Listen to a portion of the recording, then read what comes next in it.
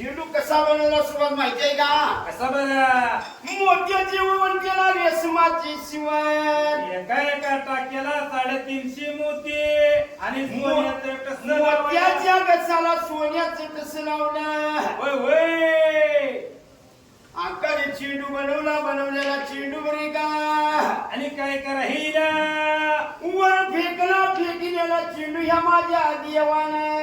आणि वरच्या वर राहिला वरच्या वर झेलला झाडीच्या पदरात बांधला. होय होय आता काय म्हणतो ती देवाला. काय लागली ती बोलायला दादा उद्याच्याला खेळायला जावा. असं म्हणशील अख्खा माहिती बंधवाला बोलायला तोपर्यंत काचीनं भगवंत माझा वाड्याच्या बाहेर निघून गेलता.